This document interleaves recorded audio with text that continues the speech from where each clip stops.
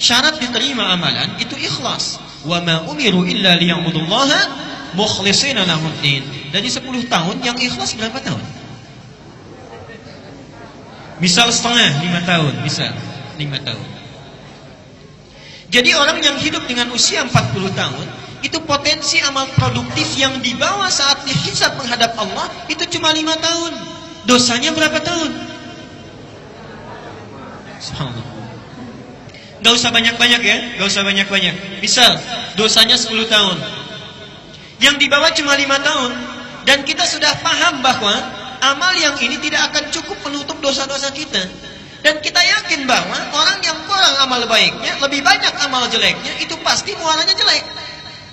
Kita yakin kita akan wafat, kita yakin ada neraka, yakin masih ada surga. Kata Ali bin Abi Thalib, manusia itu aneh katanya. Dia yakin dia akan wafat, tapi tidak pernah serius menyiapkan bekal untuk wafatnya. Dia yakin adanya surga, tapi dia selalu melakukan amalan yang menjauhkan dia dari surga.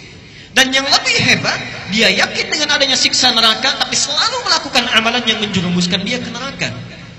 Dan yang lebih luar biasa menurut saya, orang yang sudah sadar amalnya kurang masih bisa senyum, masih bisa tertawa, masih sempat-sempatnya bercanda membicarakan keburukan orang lain.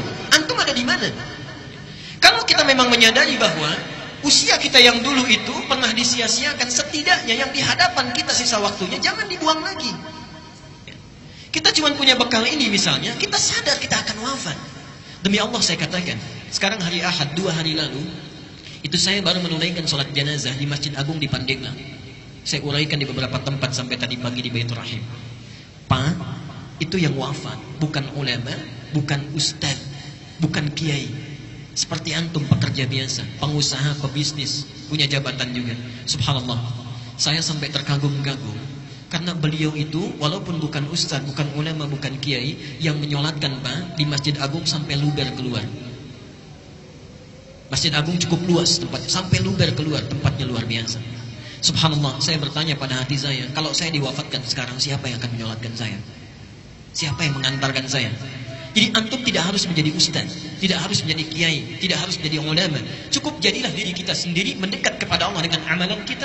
Allah akan muliakan kita saat kita pulang menghadap kepadanya.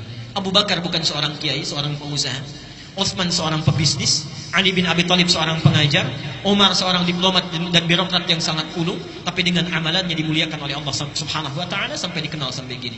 Jadi kalau antum merasa amalannya kurang, jangan sia-siakan yang sekarang ada di hadapan mata.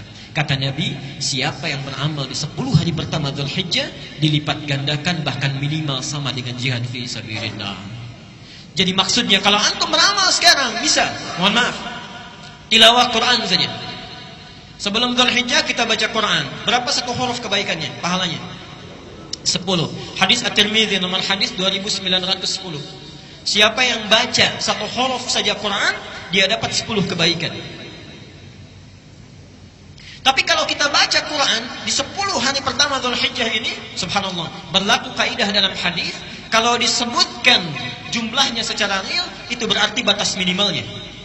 Tapi kalau tidak disebutkan jumlahnya, artinya sangat banyak, tak terbatas. Saking banyaknya sulit untuk dituliskan berapa batas minimalnya. Saking banyaknya.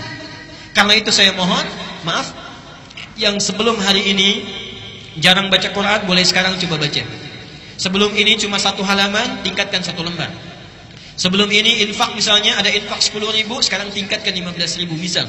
Sebelum ini jamaahnya yang para ayah, cuma 2 waktu saja, sekarang 5 waktu. Dan seterusnya. Dan di antara amalan terbaik yang pahalanya berlipat luar biasa adalah mencoba meneladani sunnah Rasulullah SAW. Dan itulah sebabnya kita berkumpul untuk belajar pada kesempatan kali ini. Bapak Ibu sekalian, karena itu mari kita manfaatkan, menghidupkan sunnah Nabi setidaknya di 10 pertama Dzulhijjah ini, sehingga mudah-mudahan dengan itu semua pahala yang didapatkan oleh kita dengan izin Allah menjadi semakin berlipat. Dan nyatalah janji Nabi sallallahu alaihi wasallam, "Man ahabba sunnati faqad ahabbani, wa man ahabbani kana ma'i fil jannah." Siapa yang mencintai sunnahku, maka dia telah mencintaiku, dan siapa yang mencintaiku, sungguh dia akan bersamaku di surga nanti.